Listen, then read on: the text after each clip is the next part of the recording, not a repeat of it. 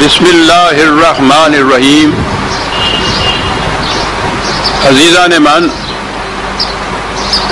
آج جون 1984 کی 8 تاریخ ہے اور درس قرآن کریم کا آغاز سورہ النازعات سے ہو رہا ہے، سورۃ 79۔ جیسا کہ میں نے سابقہ درس کے آخر میں کہا تھا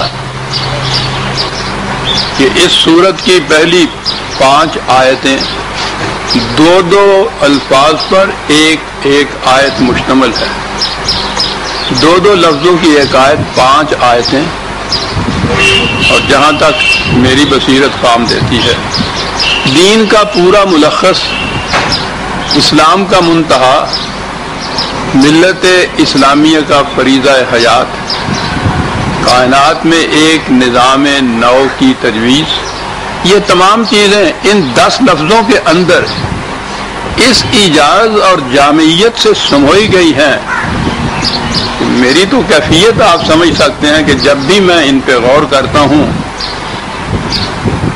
جہاں تک اس اسلوب بیان اور جامعیت کا تعلق ہے وجد میں آ جاتا ہوں، اور جہاں تک اس کی عظمت اور جبروت کا تعلق ہے، وہ جو قرآن نے کہا ہے نا کہ وَلَوْ أَنزَلْنَا هَذَا الْقُرْآنَ عَلَى جَبَلٍ لَرَأَيْتَهُ خَاشِعًا مُتَصَدِّعًا مِّن خَشْيَةِ اللَّهِ، کہ اگر اس قرآن کو ہم قلب کوہ میں نازل کرتے تو اس کی جبروت و عظمت کے احساس سے وہ لرز اٹھتا، تو قلب کوہ میں پہاڑ لرز اٹھتا تو انسان تو بہرحال سنگ و خشت نہیں ہے۔ میری کیفیت یہی ہوتی ہے، جب بھی میں ایسے مقامات پہ آتا ہوں تو اس کے اس جبروت و عظمت جسے کہا گیا ہے اس سے لرز اٹھتا ہوں، اور پھر انہیں اپنے الفاظ میں بیان کرنا، ان کی تشریح کرنا، یہ بڑا جرأت طلب معاملہ ہی ہوتا ہے۔ تو اللہ سے دعائیں مانگ کر ایسے ان چیزوں کے اوپر میں آتا ہوں، ورنہ ہمت نہیں پاتا۔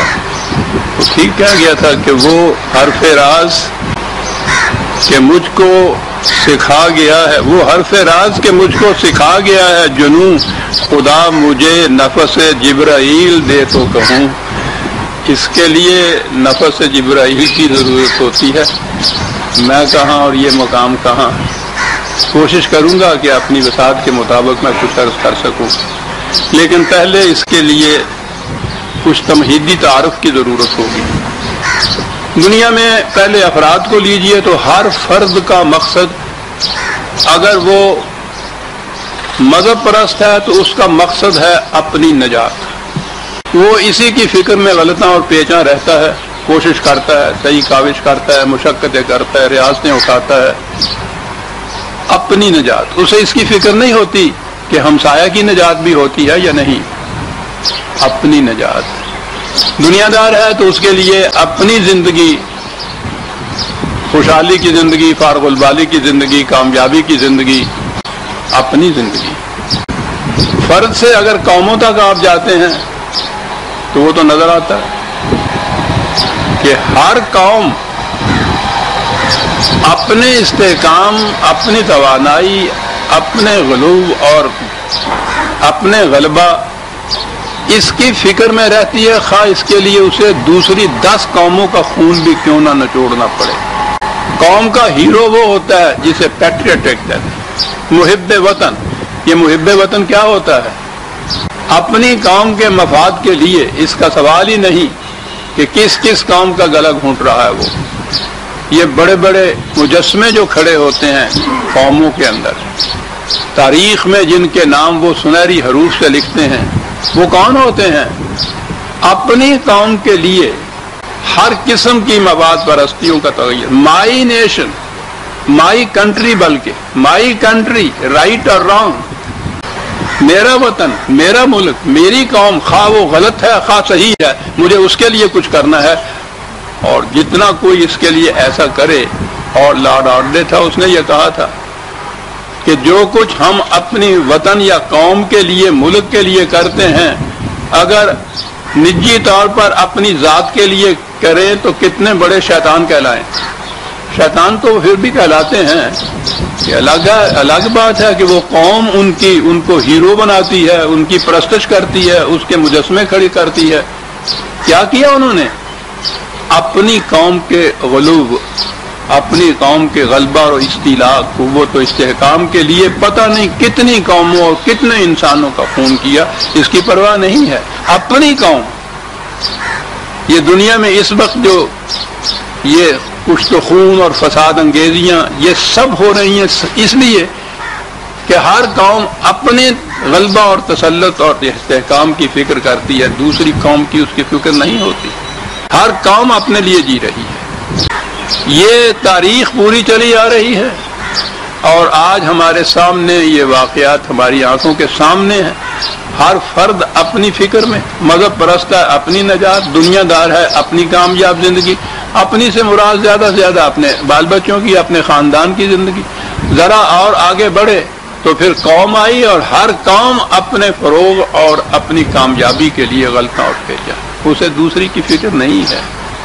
تاریخ کے انہی ادوار میں ہمیں ایک اور قوم نظر آتی ہے، بالکل نرالا، سارے جہاں سے اس کو عرب کے معمار نے بنایا۔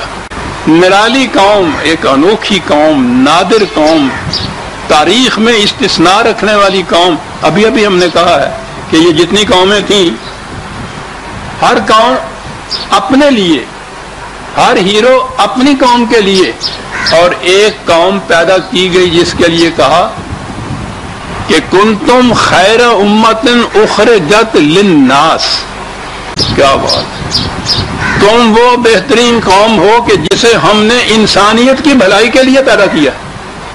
عزیزان من، وہ جو ہے قرآن بے مثل و بے نظیر، یہ مقامات ہیں جہاں نظر آتا ہے۔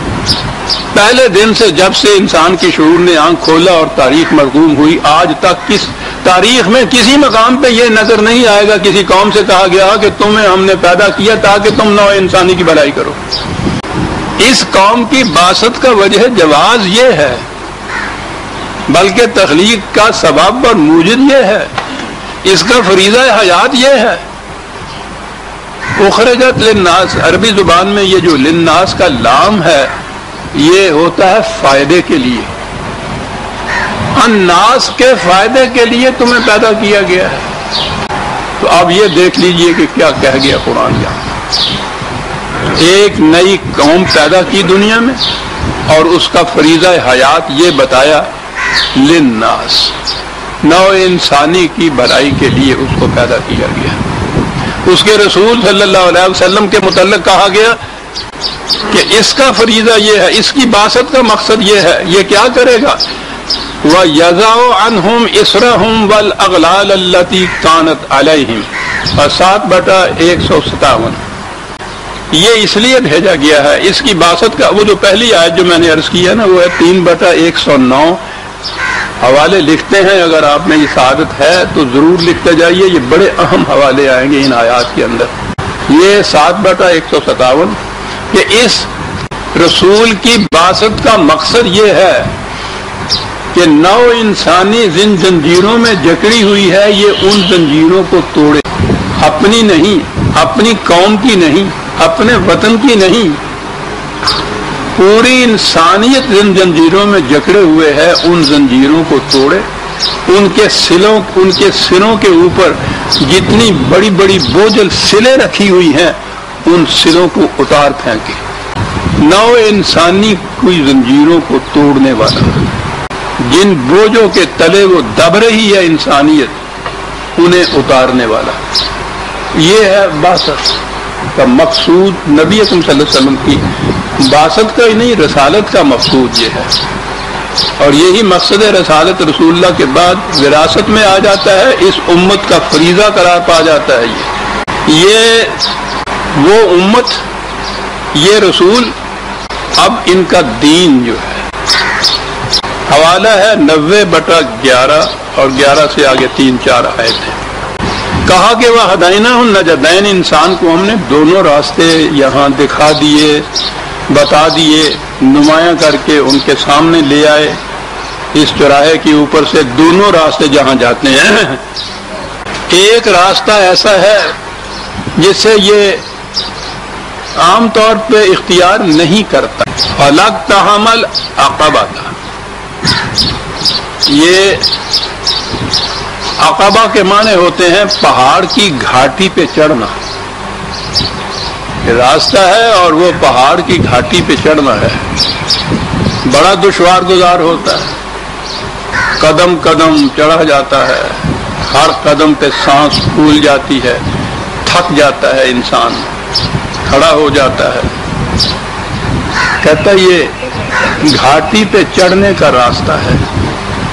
وَمَا أَدْرَاكَ مَا الْعَقَبَةُ. اب تم سوچو پوچھو گے کہ یہ کون سا راستہ ہے جو گھاٹی پہ چڑھنے کا راستہ, اتنا دشوار گزار راستہ بتایا. کہا یہ دین کا راستہ ہے, اسلام کا راستہ ہے, اس قوم کا فریضہ زندگی ہے کیا؟ اب یہاں بھی کہ وَمَا أَدْرَاكَ مَا الْعَقَبَةُ. تمہیں کون بتائے گا خدا کے سوا کہ یہ عقبہ کیا چیز ہے جس کے متعلق ہم نے کہا ہے کہ یہ بڑا دشوار گزار راستہ ہے. تقاض کیا ہے عزیزان من؟ غور سے سنیے گا. 2 لفظ ہیں, فک و رقبتن. دنیا میں ہر غلام کو غلامی سے آزادی دلانا دین کا مقصد. کہا یہ ہے وہ صحیح راستہ دین کا جو ہم نے ان کو بتا دیا. اور ہے نا پہاڑ کی گھاٹی پہ چڑھنا دنیا میں, وہ تو لفظ کے اعتبار سے تو وہ گردن جکڑی ہوئی ہوتی ہے نا کسی کی زنجیروں میں, جس کو محکومی اور غلامی کہتے ہیں. یعنی قرآن تفصیل میں نہیں جاتا کہ تفصیل میں جانے کے لیے تو ایک جدا گانا کتاب لکھنی پڑے کہ غلامی اور محکومی ہوتی کیا ہے. سوال ہی نہیں ہے, وہ تو ایک لفظ میں ساری بات کہا جاتا ہے. فک الرقب, غلامی اور محکومی میں جو گردنیں جکڑی ہوئی ہوتی ہیں ان کو آزاد کرانا. اگلی 2-3 آیتیں اور بھی میں عرض کر دوں کہ یہ اس کی ابتدا کہاں سے ہوتی ہے, کس کس قسم کی غلامی ہوتی ہے. سب سے بڑی غلامی محتاجی کی ہوتی ہے, رزق کی محتاجی, ضروریات زندگی کی محتاجی. یہ محکومیت تو اس کے بعد پیچھے خود بخود چلی آتی ہے. یہ جتنے مستبد حاکم ہوتے ہیں وہ رزق کے سرچشموں کے اوپر اپنا کنٹرول رکھتے ہیں, ان کو اپنے قبضے میں لے لیتے ہیں, اور اس کے بعد پھر جب وہ روٹی کے ہاتھوں محتاج ہو جاتے ہیں تو پھر ہر قسم کی غلامی ان کے نصیب میں آ جاتی ہے. غلام ہوتا ہی محتاج ہے, جو کسی کا محتاج نہیں وہ غلام ہوتا ہی نہیں. یعنی وہ چھوٹی چھوٹی سی باتیں ہیں کبھی کبھی وہی آ جاتی ہیں پنجابی میں ذہن میں, وہ ایسی کسی طرح دیتا کھانے ہیں. بڑی چیز ہے یہ کہ ہم اس کے قبیل کیوں ہوں. یہ چیز ہے جہاں سے ابتدا ہوتی ہے محکومی اور غلامی کی, جہاں سے گردنوں میں زنجیریں ڈالی جاتی ہیں. کہا کہ ابتدا اس پروگرام کی ہوگی اور اطعام فی یوم ذی مسغبۃ. جب ضروریات زندگی کی کمی واقع ہو جائے, تو قحط واقع ہو جائے, تو اس میں پھر ایسی صورت پیدا کرنا کہ کوئی ان ضروریات سے محتاج نہ رہے. یہ دین جو گھاٹی ہے, پہاڑ کی گھاٹی چڑھنا جو دین کا بتایا, یہ ہے وہ راستہ دین کا. دنیا میں ہر شخص کو غلامی کی زنجیروں سے آزاد کرانا. پہلا قدم اس میں یہ ہے کہ یہ جو احتیاج ہے رزق کی, روٹی کی, اس کی ابتدا کی یہاں سے. کہا یہ اس قسم کے حالات میں ہر فرد کی ضروریات زندگی پورا کرنا. یتیمن ذا مقربتن, کیا باتیں ہیں 2 لفظوں کی ساتھ. وہ جو اپنے آپ کو بھری سوسائٹی میں, انسانیت میں, بھرے شہروں میں, پوری آبادی کے اندر بھی اپنے آپ کو تنہا محسوس کرے, اس کو تنہا محسوس نہ ہونے دینا. دین غور فرما رہے ہیں کہ یہ کیا چیز ہے.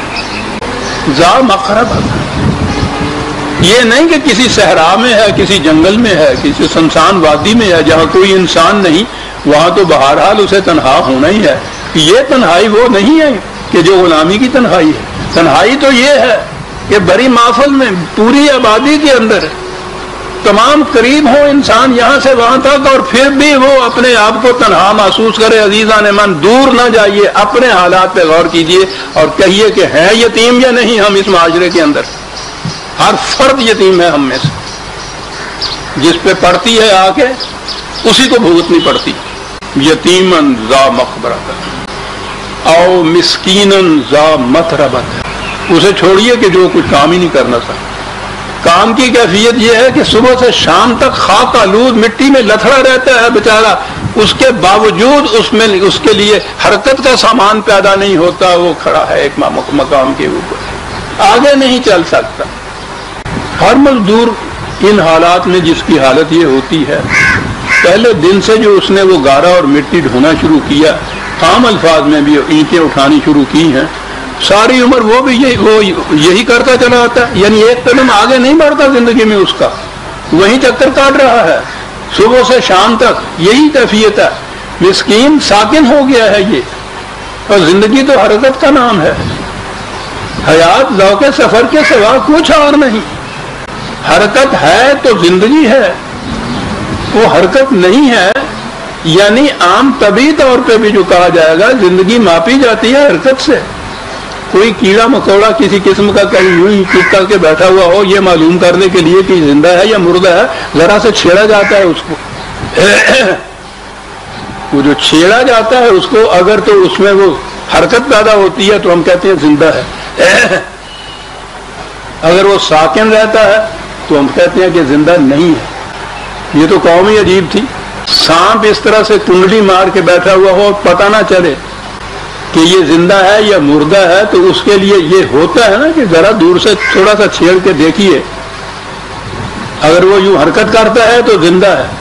سانپ کو یہ عین حیان کہتے ہیں نا، حیات کا لفظ یہاں سے نکلا ہے۔ حیات اور حرکت دونوں لازم و ملزوم، جہاں زندگی جامد ہو جائے، فرد کی ہو یا قوم کی زندگی ہو، آگے نہ وہ بڑھے، حرکت نہ کرے، یہ ہے وہ غلامی کی زنجیر جس میں جکڑے ہوئے ہوتی ہے۔ مسکیناً ذا مترا، کیا بات ہے ذا متربتن کی، مٹی میں ملا ہوا صبح سے شام تک اس کی کیفیت یہ ہے، اتنی محنت کرنے کے باوجود وہیں کا وہیں کھڑا ہے، بلکہ پیچھے کو پلٹ جائے گا، آگے بڑھنے کی بات نہیں ہوگی۔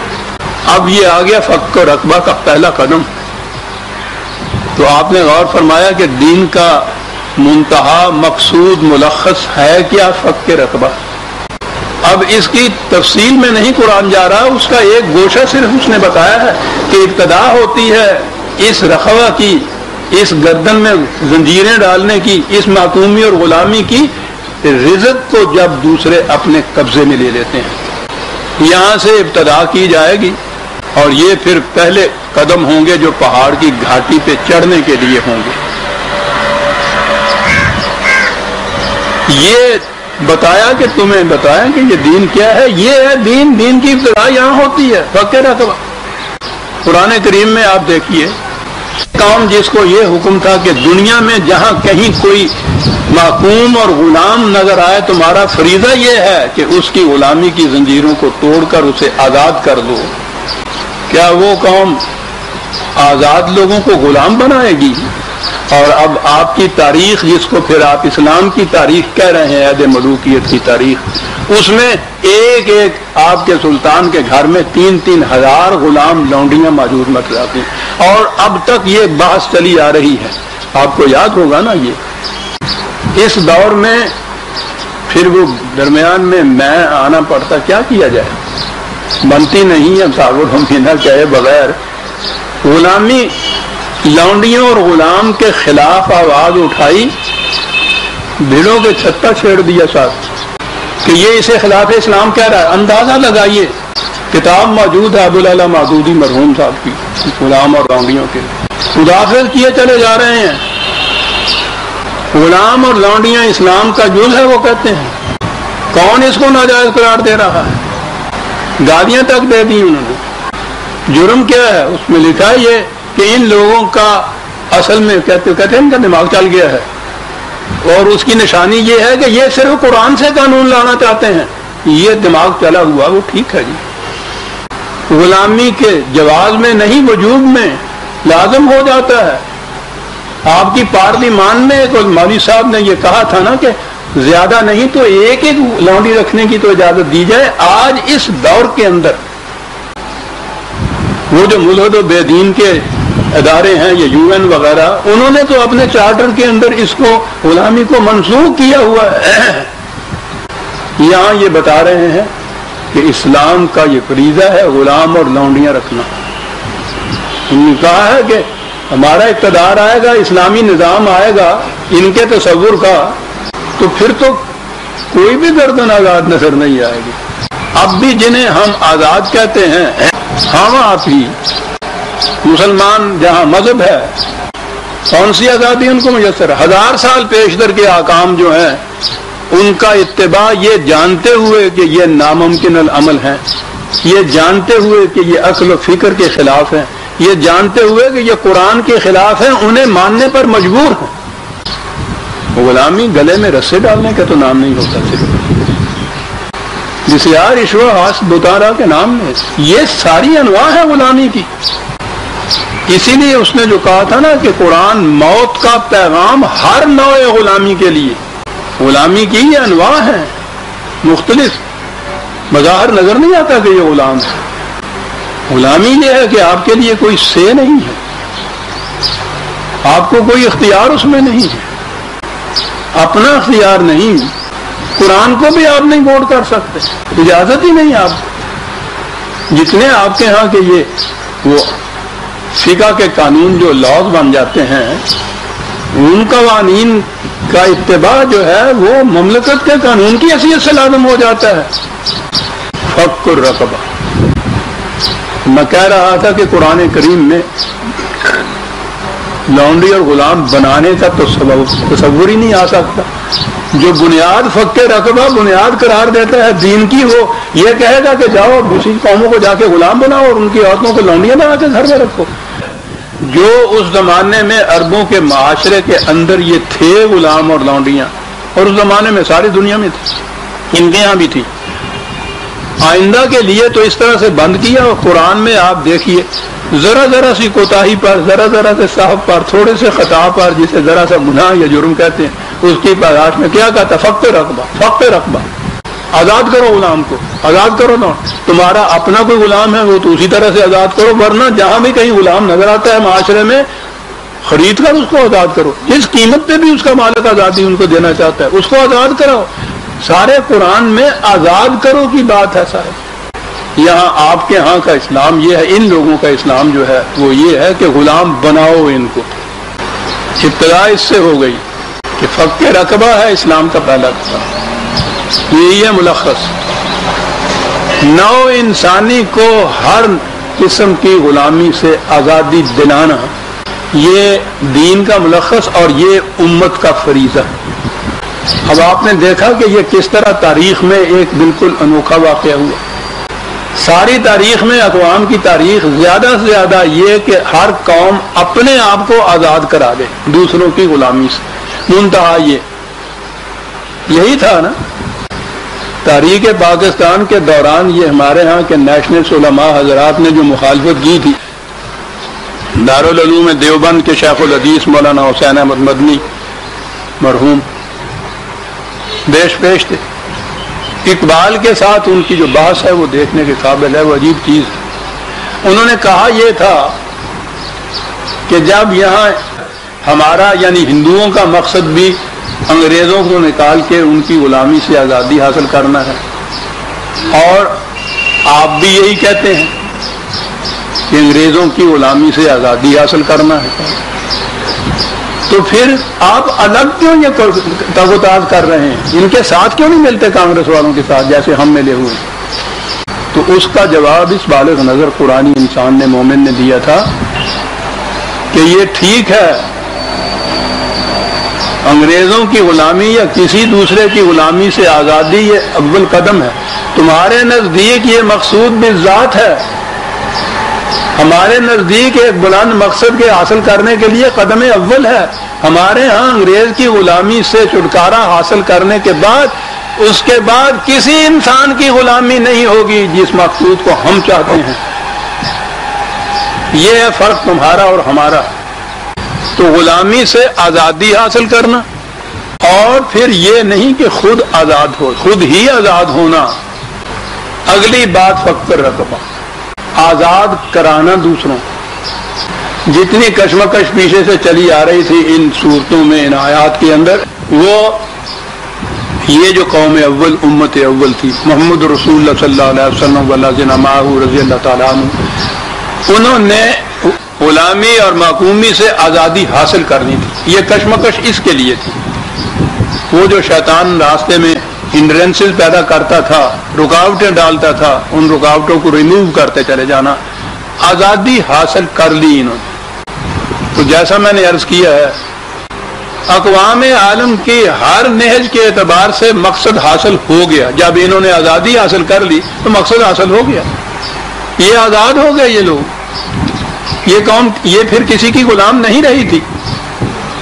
تو انتہائی مقصود یہی ہو سکتا تھا. یہ تو یہ ہو گیا، ٹھیک ہے. پھر اس کے بعد اب آئیے کہ اس آزادی، اپنی آزادی حاصل کرنے کے بعد ان کے اوپر فریضہ کیا عائد ہو رہا ہے. فریضہ عائد ہو رہا ہے. عزیزان من، ایک ایک لفظ پہ غور کیجیے گا، پھر میں عرض کروں گا کہ کہیں اس کو نوٹ کر لیجیے گا، دوبارہ نہیں یہ مواقع حاصل ہوں گے. کیے جاؤں گا، بڑی گہرائیوں میں جانے کے بعد یہ مطالب سامنے آئیں گے. اور پھر ان الفاظ کی جامعیت، یہ جو قرآن کا اعجاز ہے نا، اس کا اسلوب بیان بھی معجزہ ہے. بڑی وسیع زبان کا ہے یہ عربوں کی. مرادفات جسے کہتے ہیں، سنم جس میں کہتے ہیں، ایک ایک کے لیے ہزاروں کی تعداد میں ہے ان کے ہاں. ان میں سے ایک چیز کو چننا ہے. اور پھر دیکھیے کہ اس انتخاب میں ان الفاظ کے، اور پھر عربوں کے ہاں ان الفاظ کے مفہوم اور معانی میں کتنی وسعتیں، کتنی گہرائیاں ہیں. بات یہ کہنی ہے کہ اب ان کا فریضہ یہ ہے کہ یہ جو محکوم اور غلام قومیں ہیں، ان کو ان غلامی اور محکومی سے نکال کے ان کو بھی آزادی کی سطح پہ لے آئیں. خود آزاد ہونے کے بعد مقصد حیات مکمل نہیں ہو گیا. بات شروع ہوئی یہاں سے. پہلے دو لفظ کے یہ قوم جو اب پیدا ہوئی ہے، کیا ہے یہ قوم؟ وَالنَّازِعَاتِ غَرْقًا. اللہ اکبر. کسی قوم کو محکومی، غلامی کی پستی کے گڑھے میں پھینک دینا مستبد قوتوں کا یہی کام ہوتا ہے. پستی کا گڑھا بھی کہا جا سکتا تھا. خود پستی بھی ایک لفظ تھی جس میں کہا جا سکتا تھا. اور عربی میں تو پوچھے نہیں کتنے الفاظ تھے. پستی، اور کس انداز کی پستی؟ پانی کی تہ میں کسی کو غرق کر دینا. کیا ہوتا ہے اس میں؟ پانی میں ڈوب جائے، اس کی تہ تک پہنچا دیا جائے، نہ کچھ دیکھ سکتا ہے، نہ کچھ سن سکتا ہے، نہ اس کی کوئی سن سکتا ہے. اللہ اکبر. ایک لفظ میں غلامی کی انتہائی تصویر کھینچ دی. سطح عرض کے اوپر جہاں جی چاہے رکھ دیجئے کسی غلام کو، محکوم کو، قیدی کو. یہ بات نہیں پیدا ہوگی. چیخے چلائے گا ہی صحیح، اور کچھ نہیں ہے. کسی کی سنے گا ہی صحیح، کچھ دیکھے گا صحیح. لیکن یہ انتہا محکومیت کی کہ احساس کے ہر دروازے کے اوپر مہر لگا دیتا ہے مستبد حاکم. وہ اپنی آنکھ سے دیکھ نہیں سکتا، اپنے کانوں سے سن نہیں سکتا، اپنی زبان سے کچھ کہہ نہیں سکتا. زبان اپنی ہے، بات ان کی. چراغ میرا ہے، رات ان کی. اللہ اکبر. غرقاً. معلوم نہیں آپ کے دل میں بھی وہ کیا پیدا ہوتا ہے نا. میری تو کیفیت ہی اور ہو جاتی. کیا جانیے کیا کہتا، کیا دیکھتا، کیا کرتا. زاہد کو بھی گر دیتا مجھ جیسی خدا آنکھیں. کیا جانیے کیا دیکھتا تو صحیح. لیکن جہاں یہ کیفیت ایک غرق کے لفظ سے سمن بکمن عمیٌ، حکمراں کی قاہری یہ کرتی ہے محکوم کے ساتھ. اب جسے اس طرح سے پانی کی تہ میں ڈبو دیا ہو کہ وہاں وہ نہ کسی کی سن سکے، نہ کسی کو کچھ سنا سکے، نہ کچھ دیکھ سکے، وہاں اس پستی سے، اس گڑھے سے وہاں سے نکالنا ہے. اب دیکھیے اس نکالنے کے لیے کیا کرنا پڑتا ہے. ایک تو خود یہ حکمران اور حاکم جن کے یہ محکوم اور غلام اور قیدی ہیں، ایک تو ان کا استبداد ہوگا کہ یہی نہیں نکالنے دیں گے ان کو. سب سے مزاحمت تو ان کی ہوگی نا، نکال نہیں دے گے. اس سے بھی زیادہ مشکل ہو رہی ہے کہ یہ غلام اور محکوم بھی خوئے غلامی میں جب پختہ ہو جاتا ہے تو وہ بھی نہیں نکلنا چاہتا. نئے تیر کماں میں ہے، نہ صیاد کمی میں. گوشے میں کفس کے مجھے آرام بہت ہے. اس پرندے کو آپ آزاد کر ہی نہیں سکتے. وہ میں کہا کرتا ہوں یہاں آپ نہیں نظر آتے. تقسیم سے پہلے ہندو ہوتے تھے یہاں تو ان کے ہاں عام طور پہ وہ چکور یا اس قسم کے تیتر پنجرے میں وہ ڈالتے تھے. صبح سیر کے لیے نکلتے تھے, پنجرا ہاتھ میں ہوتا تھا, وہ چکور یا تیتر جو اس میں بند تھا اس کو باہر آزاد کر دیتے تھے. پیچھے پیچھے ہوتا تھا, وہ جاتے تھے جنگل میں. جنگل کے آزاد پرندے انہی جیسے ان کو آوازیں دے رہے ہوتے تھے کہ تمہیں کیا ہو رہا ہے, کہاں جا رہے ہو, یہ ہے تمہارا مقام, دیکھو تو صحیح ہم کہاں جا رہا ہے. یہ سنتے تھے اور اس پنجرے کے پیچھے پیچھے بھاگتے تھے. کھڑا ہوتا تھا تو پنجرے کے اوپر بیٹھ کر جاتے تھے, چونچوں سے مار مار کے اس کے دروازے کو کھولتے تھے. آزاد پر بھی موجود ہیں, آزاد بھی ہیں, دوسرے آزاد پرندوں کو ان کی آوازیں سن رہے ہیں. کیفیت یہ ہے کہ اس پنجرے کے پیچھے چلے جاتے ہیں. جب ایسی حالت ہو جاتی ہے غلام کی, محکوم کی, وہ کہا اقبال نے کہ خواجگی میں کوئی مشکل نہیں رہتی باقی, پختہ ہو جاتے ہیں جب ہوئے غلامی میں غلام. پھر تو سید خود صیاد رہا گوئے بگیر, خود شکاری جان پرندہ جو ہے وہ کھڑا ہو کے کہتا ہے شکاری کو کہ آپ مجھے پکڑ دے. پختہ ہو جاتے ہیں جب ہوئے غلامی میں غلام. اگلے لفظ پر آنے سے پیشتر میں یہ ساری تمہید, یہ مفہوم سمجھ میں جب آئے گا, جب یہ ذہن میں آ جائے کہ یہ ایک تو وہ جو محکوم غرق ہوا ہے پانی کے اندر, اس کی کیفیت کیا ہے, آواز باقی نہیں ہے, سوچنے سمجھنے کے دروازے بند ہو چکے ہوئے ہیں سب. پھر اگلی چیز یہ ہے کہ یہ جو جن کے یہ غلام محکوم ہیں, ایک تو ان کا استبداد اور دباؤ ہر قسم کی تدبیر وہ کرتا ہے کہ یہ آزاد نہ ہونے پائیں, کوئی ان کو آزاد نہ کرنے پائے ان کی اور اگر ان کا مقابلہ کر بھی لیا آزاد کرانے والوں نے تو خود ان کی ہوئے غلامی, یہ نکلنا ہی نہیں چاہتے وہاں سے. اب کہیے کہ اس قسم کا جو ڈوبا ہوا ہو اس کو نکالنا ہے, کیا لفظ ہے, نازعات. کسی کو بالوں سے پکڑ کے گھسیٹ کے اوپر لے کے چلے آتے, تمہاری ایسی کی تیسی نازعات. کیا الفاظ ہیں. اس قسم کے ڈوبنے والے کی تو کیفیت یہ ہوتی ہے کہ جو اس کو جا کے تیرانے کے لیے جا کے بچانے کے لیے جاتا ہے وہ اس کو بھی لے کے ڈوبتا ہے. اس کی تو یہ حالت ہوتی ہے. اسے کیسے نکالا جائے گا, یہ سمجھنے سمجھانے کی بات نہیں ہے. یوں ہی آسانی سے وہ تیرنے والی بات بھی نہیں ہے. اس کو تو پکڑ کے بالوں سے گھسیٹا جائے گا اوپر. یہ معقوم قومیں جن کو مستبد حاکموں کے استبداد نے اس مقام پہ پہنچا دیا, اس امت کا یہ فریضہ ہے ان قوموں کو کھینچ کے گھسیٹ کے اوپر لانا. پہلے تو وہ سطح آپ پہ لے آنا, اپنے برابر کرنا, جہاں زندگی میں سانس لینا ہو وہاں پہنچانا. زندہ سانس تو لے سکیں گے. والنازعات غرقا, یہ قوم جس نے عمر بھر کی کشمکش تصادمات تزاحمات کے بعد اپنی آزادی حاصل کی تھی, اس آزادی کے بعد اب یہ فریضہ ان پہ عائد ہو رہا ہے. یہ نکل آئے تھے, پانی تھے, تیر کے باہر آ گئے تھے, ساحل پہ کھڑے ہوئے ہی تھے کو یہ حکم دیا کہ بہت جو ڈوبے ہوئے نیچے ہیں تمہیں ان کو بھی بچانا ہے, نکالنا ہے وہاں سے. اب یہ ان کے نکالنے کی فکر کر رہے ہیں. یہ جتنی بھی کہتے ہیں نا صدر اول میں یہ مسلمانوں کی جنگیں, اسلام کی جنگیں, اور پھر ہمارے ہاں والے کہتے ہیں کہ اسلام بذریعہ شمشیر پھیلا.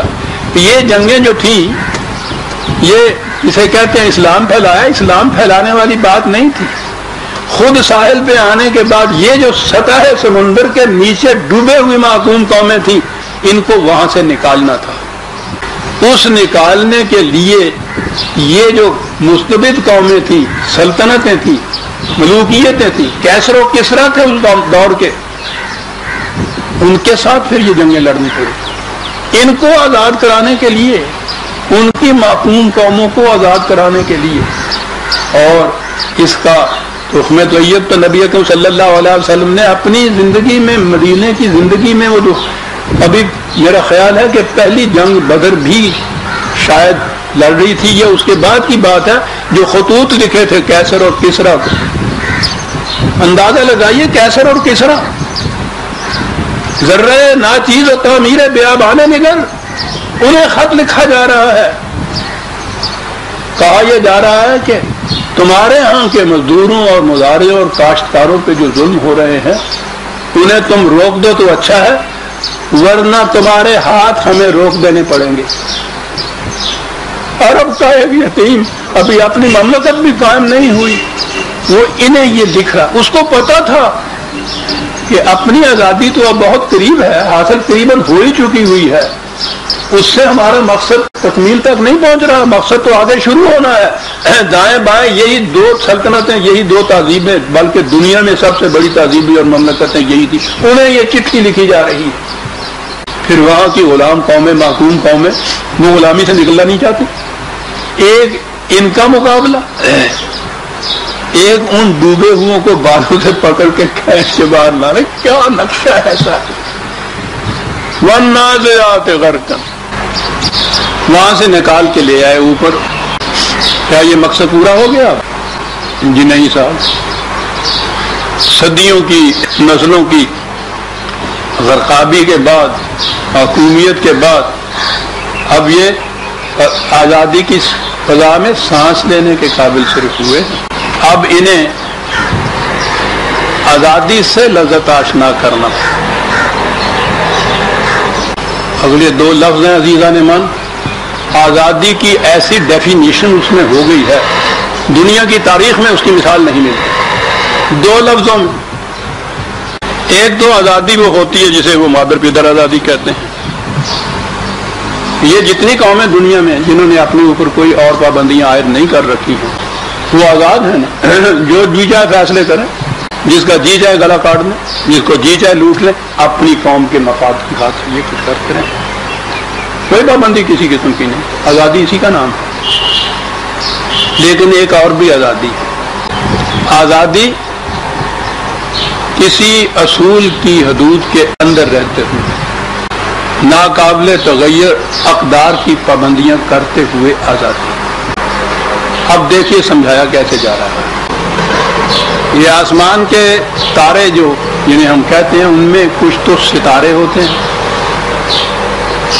زمین جنبد نہ جنبد گل محمد جسے کہتے ہیں، وہ قطب تارا ہوتا ہے نا، اپنی جگہ سے ہلتے نہیں ہیں، وہ اپنے مقام کے اوپر کھڑے ہوتے ہیں. وہی وہ گھومتے ہیں لیکن وہ آگے جانے کی حرکت نہیں ان میں ہوتی. انہیں ستارے ہمارے ہاں کہتے ہیں. اور ایک سیارے ہوتے ہیں، وہ پھر حرکت کر کے چلتے بھی ہیں. تو یہ چلنا جو ہے حرکت کے ساتھ، یہ آزادی ہے.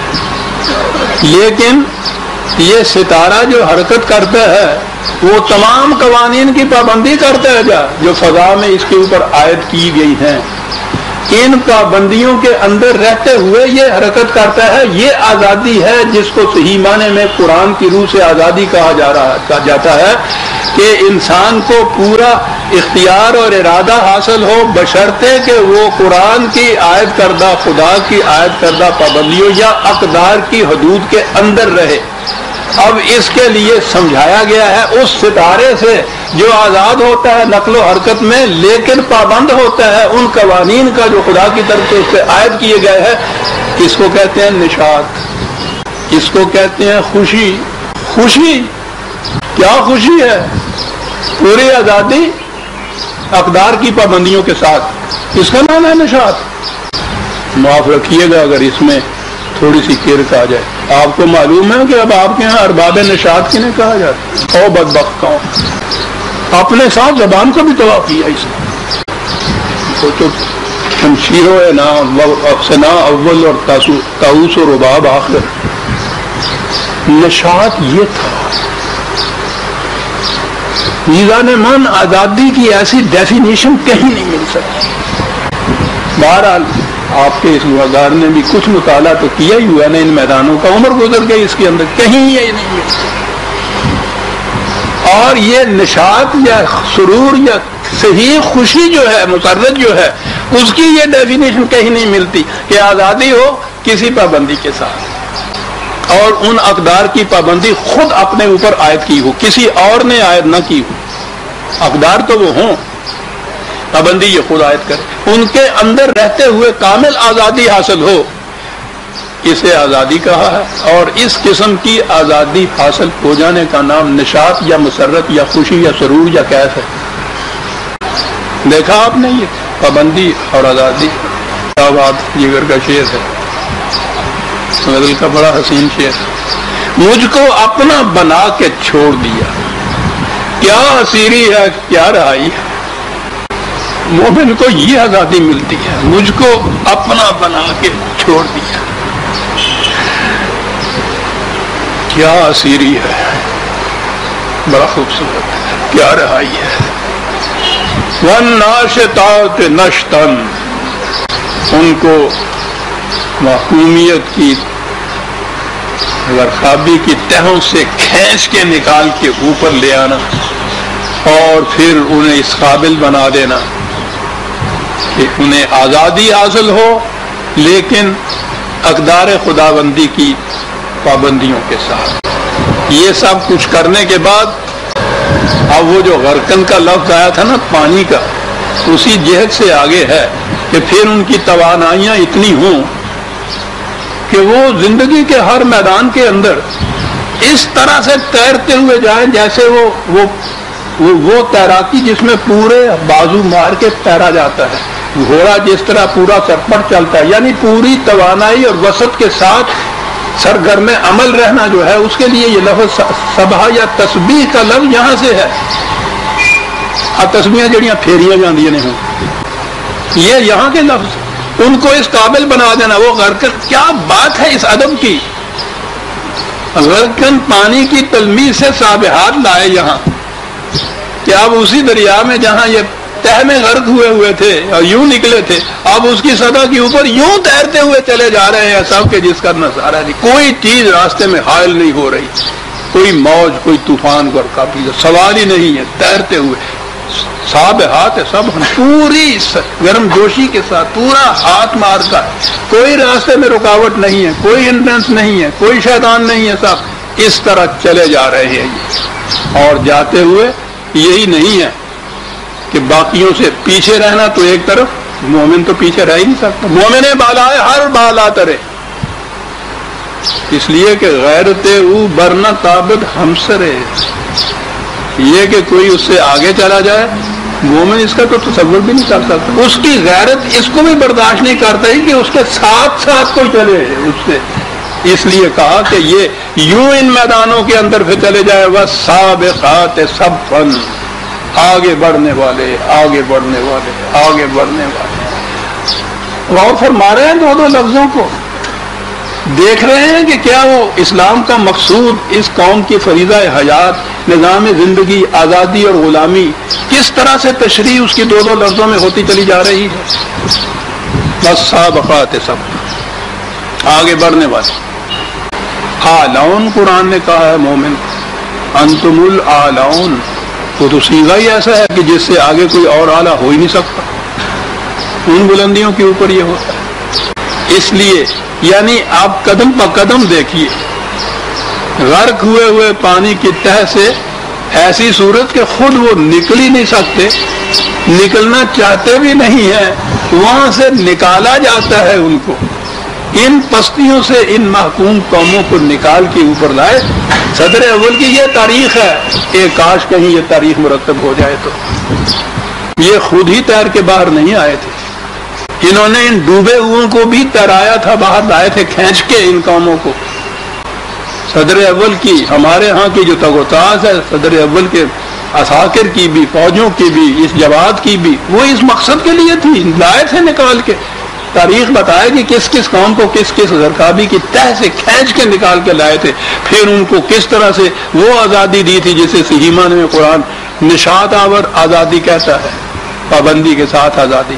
پھر کتنی توانائیاں ان کے اندر بھر گئی تھی کہ وہ اسی بحر زخار کے اندر تیرتے ہوئے چلے جاتے تھے سب. اس تیراکی میں کہ کوئی ان کا ساتھ ان کے برابر نہیں آ سکتا تھا، آگے بڑھنا تو ایک طرف رہا، وہاں تک چلے جا رہے تھے۔ اور اس کے بعد یہ کہا کہ ملخص اس کا کیا ہے، یہ سب کچھ جو ہم نے اشاروں میں سمجھایا، بات کیا ہوئی؟ فالمدبرات امرن، اپنے معاملات کی تدبیر آپ کرتے تھے۔ واہ واہ واہ، اب صحیح فرما روائی، صحیح آزادی، صحیح حاکمیت وہ آ گئی۔ مقصد یہ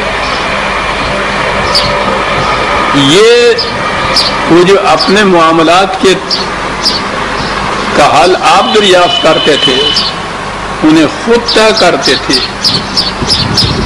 اس میں بھی وہ شرط موجود ہے، والامر یومئذ للہ، بلکہ وہ تو ہاں 2-3 منٹ ہیں، وہ تو آیت ہے، والامر یومئذ للہ، غالباً 82 مالک یوم الدین۔ نماز کی ہر رکعت میں سورہ فاتحہ پڑھتے ہیں، اس میں یہ آتا ہے الدین کے دور کا مالک۔ کہا کہ معاذ اللہ کا ما یوم الدین، کہتے تو رہتے ہو صبح سے شام تک، وہ گن لیا جائے اگر ان رکعتوں تو میرا خیال ہے قریباً 44 مرتبہ آ جاتا ہے۔ کہتے ہو مالک یوم الدین، کہتے ہو، تم کہتے تو رہتے ہو معاذ اللہ کا ما، کچھ پتہ نہیں ہے یوم الدین ہوتا کیا ہے، کیا انداز سمجھانے کا۔ سما ما ادراک ما یوم الدین، پھر میں ہم پوچھتے ہیں تم سے بھائی ایک بار اور، کہ کچھ معلوم بھی ہے کیا ہے؟ تمہیں نہیں معلوم، ہم تمہیں بتاتے ہیں۔ یہ دور، یہ زمانہ، یہ معاشرہ، یہ نظام، یہ وہ ہوگا یوم لا تملک نفس لنفس شیئا، کوئی فرد کسی دوسرے کا دوبیل نہیں ہوگا یوم الدین۔ تو کیا انارکی ہوگی پھر، جو کسی کا جی چاہے کرے۔ وہ آزادی کا اعلان ہونے کے بعد وہ مشہور ہے نا کہ پھر وہ ایک بڑھیا اس سڑک کو وہاں سے پار کر رہی تھی جہاں انہوں نے کہا تھا ٹریفک نے نہ پار کرنا، انہوں نے کہا کہ یہاں سے تم پار کر رہی ہو سڑک کو، اس نے کہا کہ آج آزادی کا اعلان ہوا ہے، آزادی ہے۔ اتنے میں ایک سائیکل والا آیا، اس نے 2 ٹکر ماری اس کے اندر، وہ چلائی گئی ہے کہ اس نے کہا آزادی ہے۔ یہ آزادی نہیں جس میں کوئی کسی کا دوبیل نہ ہوگا، اور آگے شرط ہے والامر یومئذ للہ، تمام امور کے فیصلے خدا کی اقدار کے مطابق ہوں گے۔ یہ یوم الدین، انسان نہیں اس میں آئے، کوئی انسان کسی انسان کا وہ معقول و محتاج نہیں ہوگا، تمام امور کے فیصلے اس کے تابع ہوں گے۔ اور یہاں جو کہا فالمدبرات امرن، وہ اپنے معاملات کی تدبیریں خود کریں گے۔ مشروط ہوگی یہ چیز کہ ہر معاملے کا فیصلہ خدا کے فیصلے کے مطابق ہوگی۔ اس مقام کے اوپر یہ پہنچا دیں گی یہ قوم جس نے خود آزادی حاصل کی تھی، اتنی اضطرابات اور تزاحمات کے بعد یہ معقوم قوموں کو اس مقام کے اوپر لے آئے گی۔ یہ صاحب، یہ تھا امت مسلمہ کا فریضہ، یہ تھا دین، یہ تھا منصب رسالت، یہ تھا قرآن کا پہلا پیغام کہ اس قوم نے یہ کرنا ہے۔ 5 آیتیں پہلی آ گئی سورہ نازعات کی، لیکن یہ کچھ جو ہے یہ پھولوں کی سیج نہیں ہے کہ یوں ہی بیٹھے بٹھائے ایسا ہو جائے گا۔ یہ تو آپ نے دیکھ لیا نا کہ مستبد قومیں، کوئی ایک اپنے نوکر کو یا غلام کو بھی نہیں آزاد ہونے دیتا کہ جائے کہ قوموں کی قومیں ان کی حکومت فرما روائی اور استبداد کے شکنجے سے چھڑائی جائیں، آسانی سے چھوڑنے دیں گے وہ؟ آگے بتایا کہ اس میں کیا کچھ ہوگا۔ پھر سورہ نازعات کی آیت 5 تک ہم آ گئے، 6 آیت سے آئندہ دیں گے۔ ربنا تقبل منا انک انت السمیع العلیم۔ شکریہ۔